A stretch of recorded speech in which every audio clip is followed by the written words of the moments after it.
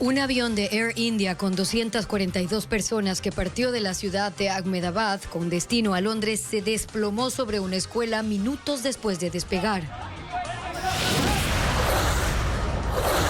La pugna por el Estadio Olímpico Atahualpa se profundiza. El Consejo Municipal de Quito aprobó anoche tomar el control de esas instalaciones. Horas antes, el Ministerio del Deporte hizo lo mismo. La nueva ley de inteligencia ya puede ser usada. Una de sus normas permite que agentes de seguridad tengan otra identidad con cédula. 260 policías ejecutan un operativo simultáneo en el norte de Guayaquil. Hubo 60 allanamientos y 28 personas detenidas. Ecuador clasificó al Mundial con la selección más joven del continente. El promedio de edad de la Tri es de 25 años. Televistazo inicia una serie para mostrar las diferentes generaciones y facetas de papá por su día. Un accidente de avión en India ha dejado decenas de muertos. Steffi. ¿Qué tal, Gaby y amigos? Buenas tardes. La aeronave se estrelló poco después de despegar en el estado de Gujarat, en el oeste de ese país.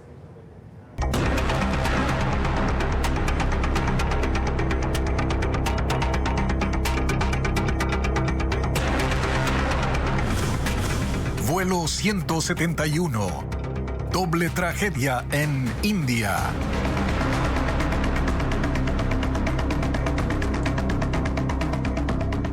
Un avión de Air India que partió de la ciudad de Ahmedabad con destino al Reino Unido se estrelló poco después de despegar.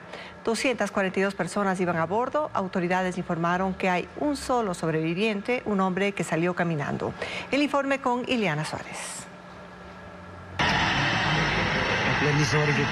Un Boeing 787 de Air India, que cubría la ruta Ahmedabad-Londres, se estrelló poco después de despegar en el estado de Gujarat, en el oeste del país.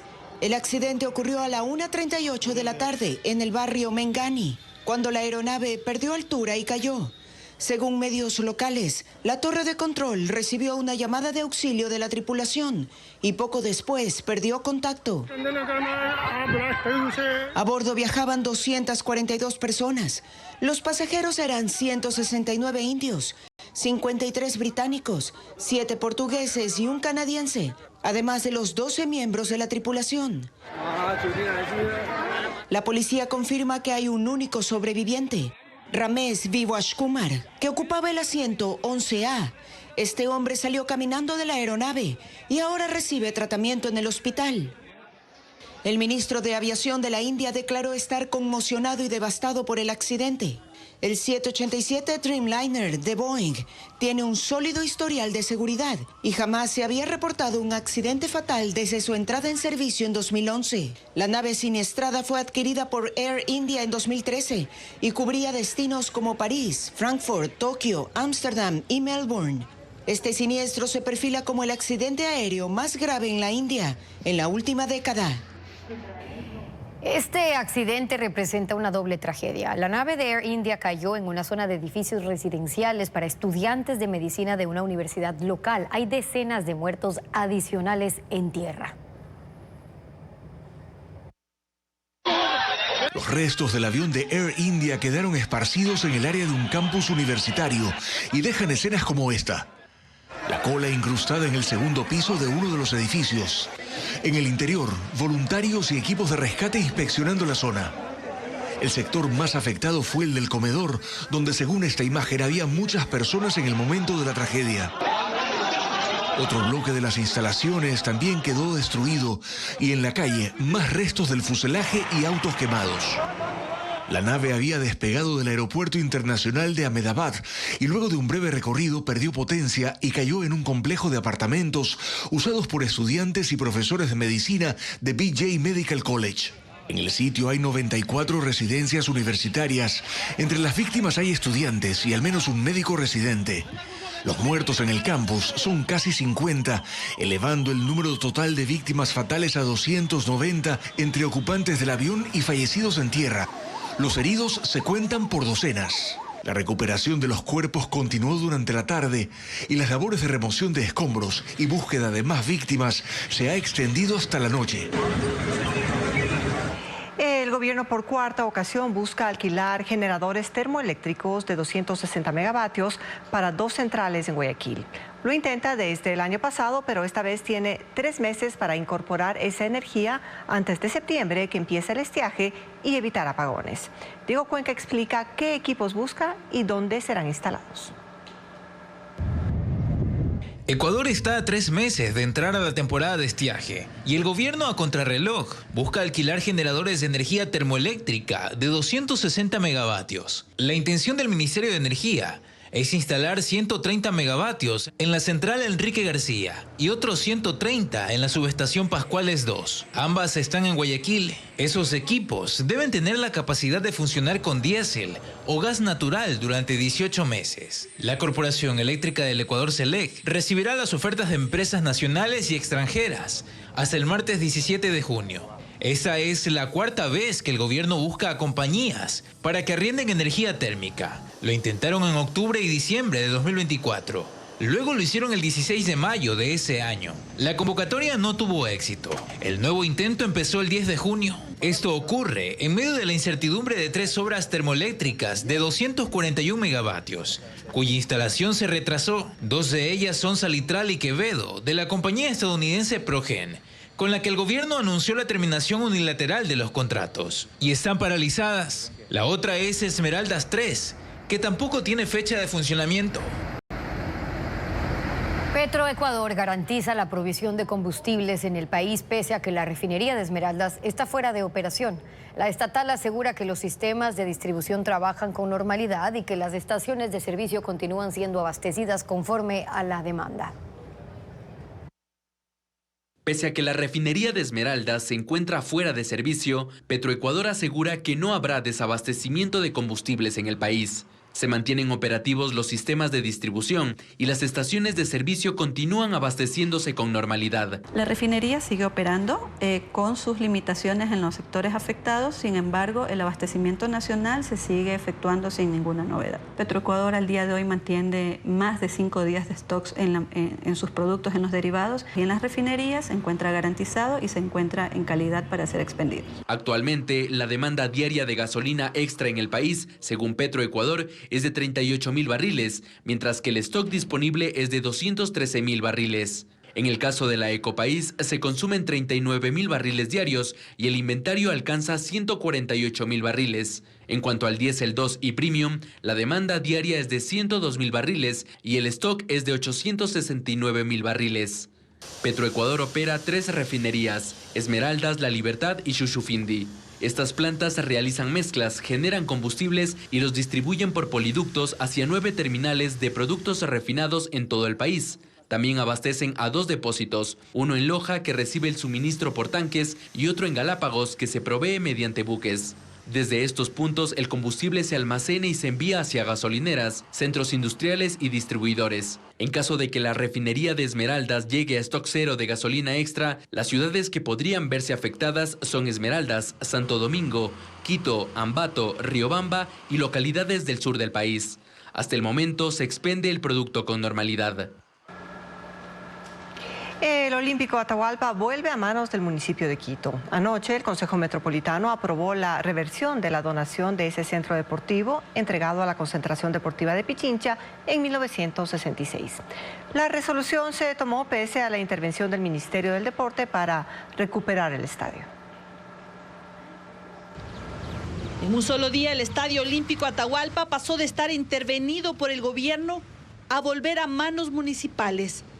Apenas la tarde del miércoles, el Ministerio del Deporte anunciaba la intervención de la Concentración Deportiva de Pichincha para recuperar al Estadio Olímpico Atahualpa, luego de conocer las intenciones del municipio de Quito de tomar el control del estadio. La causal por la cual se inició este proceso de intervención es por cefalía. El propio presidente ha anunciado justamente dar un paso al costado, asimismo como los demás miembros del directorio. Tenemos nuestras estrategias planteadas, tenemos nosotros ya marcado una hoja de ruta. 4 horas más tarde, el Consejo Metropolitano aprobó la reversión de la donación de este estadio, que en 1966 fue entregado a la concentración deportiva de Pichincha. Concejales, algunos de ustedes son testigos que esto les consulté a algunos, incluso a título de una conversación coloquial que a veces tenemos. Oigan, se ve terrible el Estadio Olímpico Atahualpa. ¿Será prudente que el municipio inicie, que vea, que haga algo, que tome asunto, que reaccione? Y varios de ustedes me dijeron sí. Y varios de ustedes saben que es desde hace al menos un año atrás. Con 14 votos a favor, 4 en contra y 2 abstenciones, se dio paso justificando, según el procurador del municipio, que la concentración no cumplió las condiciones estipuladas durante la donación. El estadio no está en buenas condiciones.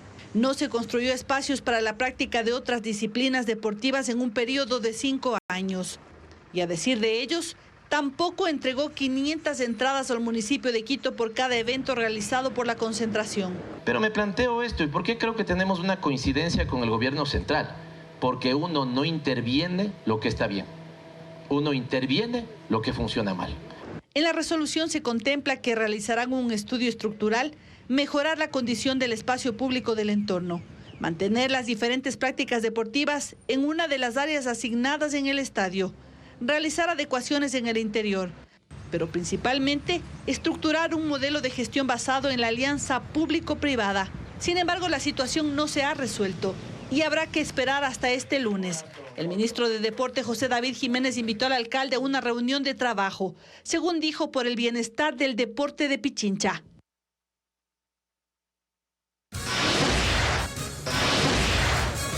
Vamos a una pausa y al regresar, la Ley Orgánica de Inteligencia entró en vigencia y establece nuevos requisitos para los agentes del Sistema Nacional. Ya le contamos cuáles son. La Ley de Inteligencia fue publicada este miércoles en el registro oficial. Los agentes del sistema deberán cumplir nuevos requisitos y el director del CIES podrá contratar personal ocasional sin límite. Paul Romero amplía la información. La Ley Orgánica de Inteligencia entró en vigencia sin modificaciones. Este miércoles se publicó en el registro oficial número 57 el cuerpo legal de 58 artículos, 5 disposiciones generales, una transitoria, 4 derogatorias y una disposición final. El secretario jurídico de la presidencia, Stalin Andino, comunicó al registro oficial el mismo día que la Asamblea aprobó la ley, la sanción favorable del presidente Daniel Noboa. La ley regula el Sistema Nacional de Inteligencia con 7 subsistemas y establece nuevos requisitos para sus integrantes, que serán militares, policías, de la UAFE, Casa Presidencial, SRI, aduanas y SNAI, que superen las pruebas de control y confianza. Tendrán 6 funciones, entre ellas, recolectar y analizar información mediante técnicas y elementos tecnológicos, ejecutar operaciones de inteligencia y contrainteligencia, elaborar productos de inteligencia para toma de decisiones, proteger la seguridad y confidencialidad de la información. Los agentes para ingresar al sistema deberán superar pruebas de admisión, control y confianza. La ley faculta al CIES contratar personal ocasional sin límite en función de los requerimientos operativos. Los agentes tendrán protección de su identidad. El gobierno, mediante el registro civil, les entregará documentos con nueva identidad para el ejercicio exclusivo de sus funciones. El Consejo de Participación no avanza en la conformación de la Comisión Ciudadana para iniciar el concurso de fiscal general como había ofrecido hace 3 semanas. En cambio, decidió reformar el reglamento aprobado el año pasado. Fabiola Santana actualiza la información.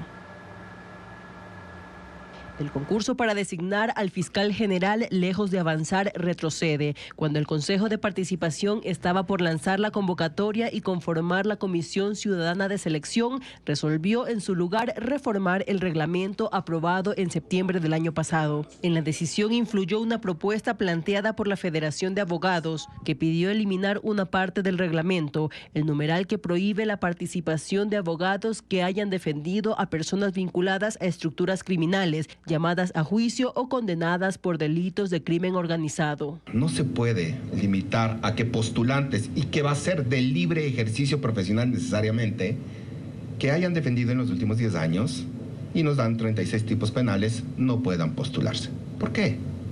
1, porque se afecta el derecho del ejercicio de la defensa que tenemos los abogados. La limitación no está por allí. La limitación está en la probidad. El Consejo aprobó el informe jurídico que consideró viable esa propuesta del gremio de abogados y la posibilidad de plantear otras reformas parciales que salgan de los despachos de los consejeros. Para presentarlas se estableció un plazo de 48 horas y 24 adicionales para conformar una mesa técnica que las procese en un tiempo indefinido. El informe aprobado también aclara que no es legal reformar la manera de asignar puntajes en la calificación de méritos, pero que sí es posible modular conceptos previstos en el cuadro de méritos. Si todo es perfectible, tendrá la voluntad del Consejo de Participación Ciudadana, de los consejeros, para el mejoramiento de cada acción y que tengamos un producto mucho mejor, eficiente. Con esta nueva traba que se puso el Consejo de Participación, el organismo podría no cumplir con lo que anunció el 21 de mayo tras la renuncia de la fiscal prorrogada Diana Salazar, tener en 30 días conformada la Comisión Ciudadana de Selección y con ello iniciar el concurso. Sobre esto los consejeros no se pronunciaron. Lo que sí está claro es que el concurso seguirá sin iniciar por un tiempo indeterminado. Mañana se reinstalará la audiencia de evaluación y preparatoria de juicio en el caso AAA, donde está procesado el alcalde de Guayaquil, Aquiles Álvarez, otras 15 personas y 6 empresas por el delito de almacenamiento y comercialización ilegal de combustible. La diligencia fue convocada por el juez Renan Andrade a las 9 de la mañana de este viernes 13 de junio en el Complejo Judicial Norte de Quito. El pasado 27 de mayo la audiencia fue suspendida. La música ecuatoriana perdió una de sus voces más emblemáticas. Luis Eduardo Miño, el mayor de los hermanos Miño Naranjo, falleció este jueves a los 87 años tras una brillante carrera artística. Televistazo recuerda su legado y cómo elevó la música nacional. Por más que estire las manos, nunca te alcanzo, lucero. La música ecuatoriana está de luto. La voz inigualable de Eduardo Miño Naranjo se apagó este jueves. Yo que vengo a tragos largos, mi pócima de recuerdo. Pero no hizo un silencio, sino fue más bien un canto melodioso, como los que siempre daba a su público. Ven a calmar mis males, mujer, no seas tan inconstante, no olvides al que sufre y llora por tu pasión. Luis Eduardo era el mayor de los hermanos Miño Naranjo. Su voz, inconfundible. Nació en Ambato hace 87 años. Y junto a Danilo, su hermano, decidieron hacer de la música su vida. Con el apoyo de su madre fueron a uno de los festivales de Radio Tarqui. Y desde ahí, su ascenso fue meteórico. Ganaron el primer premio en la Feria Iberoamericana de la Canción de 1963 en España. Pero sobre todo, se ganaron el cariño de los ecuatorianos por su manera apasionada de cantar.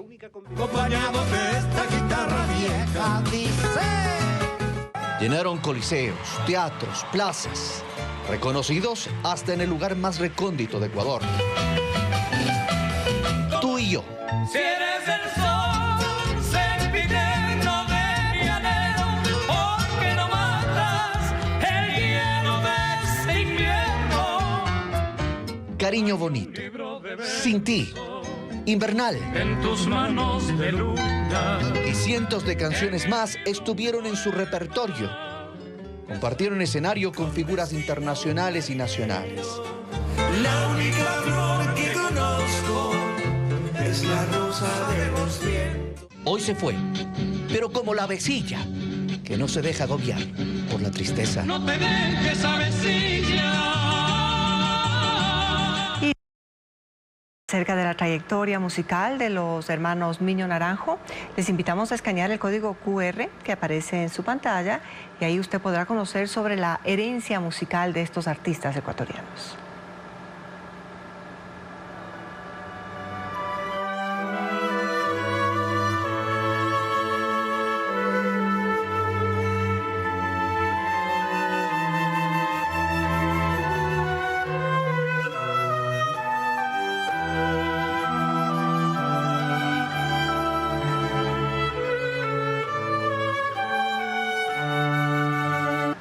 En Guayaquil, 260 policías ejecutaron un operativo en Pascuales, donde incautaron armas, explosivos y detuvieron a 28 personas vinculadas a sicariato, extorsión y tráfico. Mientras que en Quito, 6 detenidos dejó una operación contra una red que falsificaba licor con un perjuicio económico estimado en $500,000, como informa María Gabriela Carpio. En Guayaquil, la fuerza pública concentra su ofensiva en Pascuales, donde al menos 4 bandas delictivas disputan el control.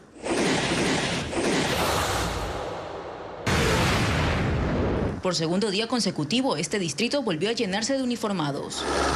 Durante la madrugada, la policía desarrolló el operativo Huracán 16 en al menos 32 puntos. 260 uniformados se desplegaron en sectores como Bastión Norte, Bastión Sur, Mucholote y Las Orquídeas. Ahí se realizaron cerca de 60 allanamientos, incautaron 8 armas de fuego, más de 90 municiones, droga, explosivos, un chaleco policial y 10.000 litros de combustible almacenado ilegalmente. Hubo 28 capturados, de ellos 19 en delito flagrante y los otros 9 tenían boletas judiciales, todos investigados por sicariato, extorsión, droga y tráfico de armas. Este mega operativo ocurrió un día después de que 700 militares intervinieron otras zonas del mismo distrito, tras los 8 asesinatos del martes en Pascuales.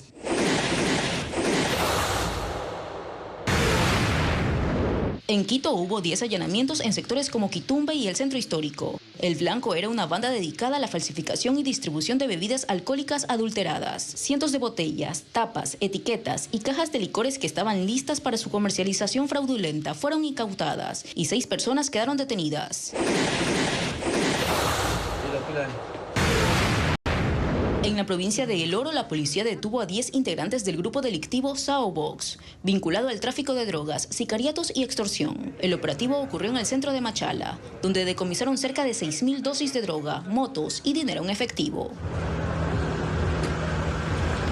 Se ahondan los desacuerdos entre el gobierno y el municipio de Guayaquil. La pugna más reciente ocurre por la decisión del CERCOP de declarar desiertos algunos procesos municipales que iban destinados a contratar equipos de seguridad para la ciudad.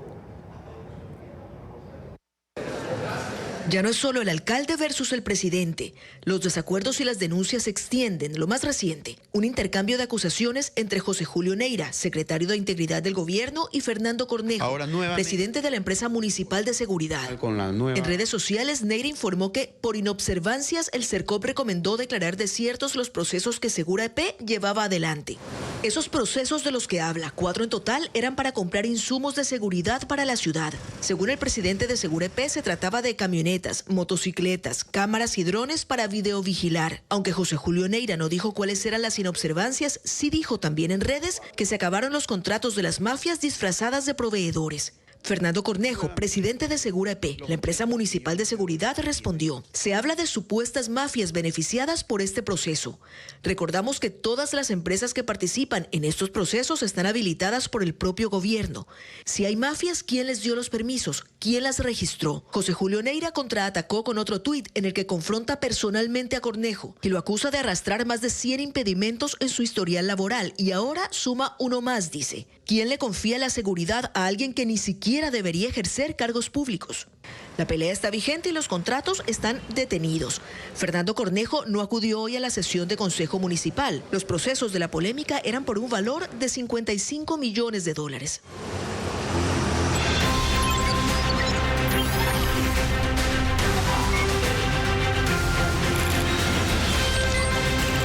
Mundo.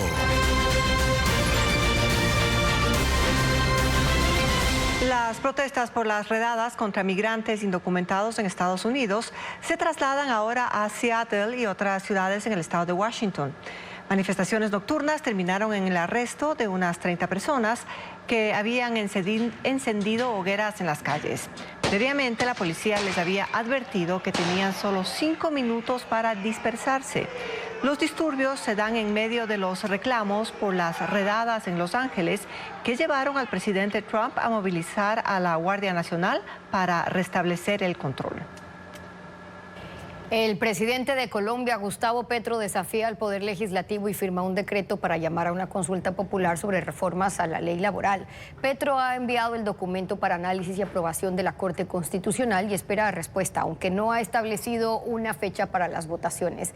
El Congreso le ha advertido que ese decreto es ilegal. Petro quiere poner la decisión sobre las reformas en manos de la gente, en medio de una pugna política con el Senado, que ha negado la posibilidad de ir a una consulta. El volcán Kilauea entra nuevamente en erupción en Hawái. El Observatorio de Volcanes de Hawái afirma que las fuentes de lava alcanzaron más de 100 metros y probablemente seguirán aumentando. La mayoría de los episodios eruptivos han durado aproximadamente un día o menos, y las pausas entre cada episodio suelen durar días. Este es el 25º episodio eruptivo desde diciembre de 2024 y en esta ocasión las fuentes de lava alcanzan alturas de unos 100 metros. El Kilauea es uno de los volcanes más activos de la Tierra. A 1.300 millones de dólares asciende la cifra de exportaciones ilegales de oro según la Cámara de Minería. El gobierno se encuentra ajustando normativas para ejercer controles sobre la pequeña minería, en la que los grupos de delincuencia organizada han encontrado una de sus más importantes fuentes de financiamiento.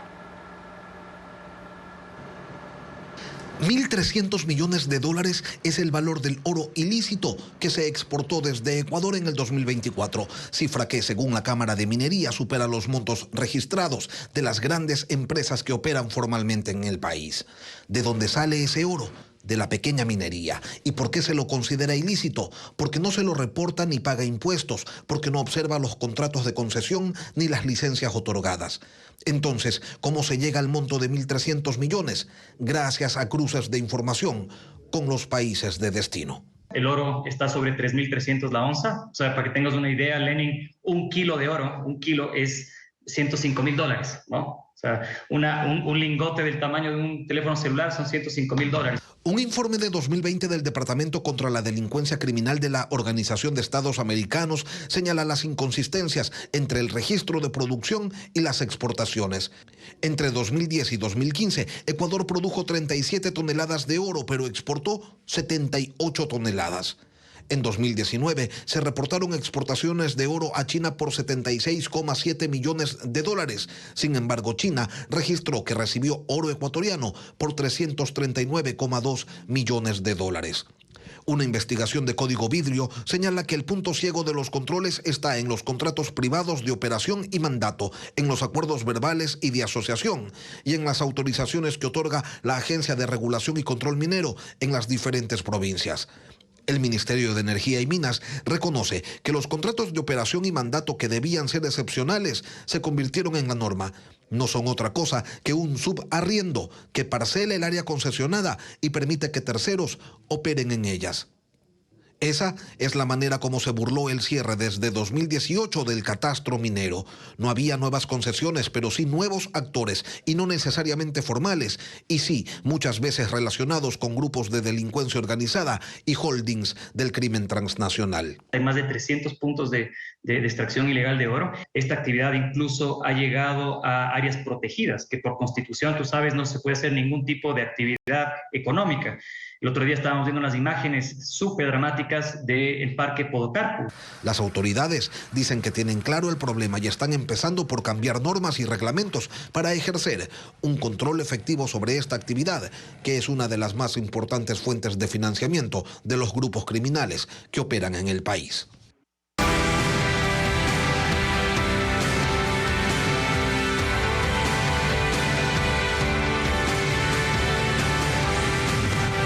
Papá, el cómplice en casa. La relación entre padres e hijos ha evolucionado con el paso del tiempo. Las generaciones más jóvenes, como los millennials, la generación Z, aseguran priorizar la conexión emocional, aunque se autodefinen como más permisivos. El contraste, progenitores de épocas anteriores destacan que antes había más tiempo para compartir. Carla Delgado amplía estas perspectivas.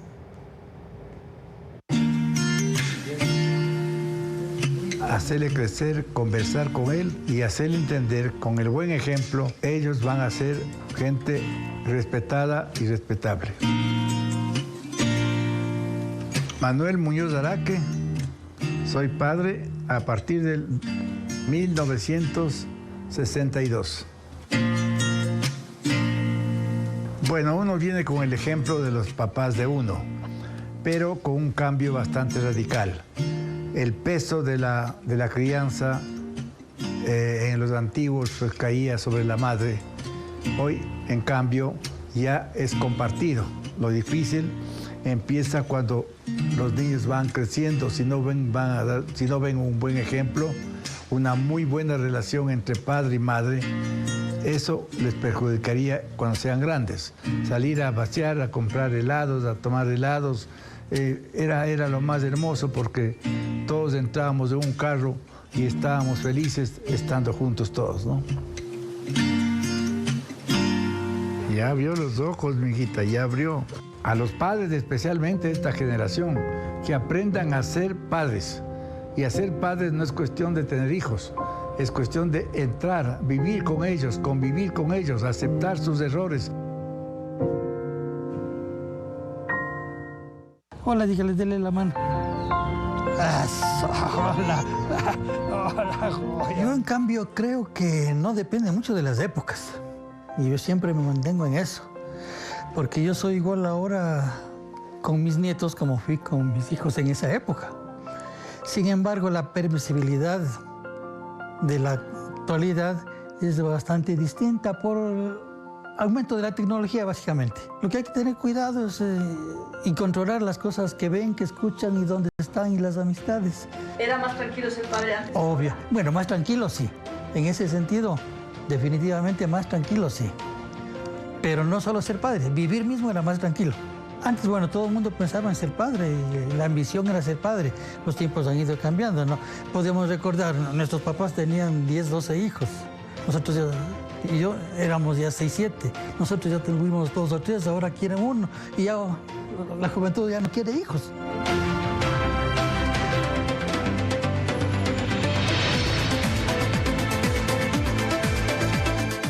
Mi primera hija nació el 22 de febrero del 2019.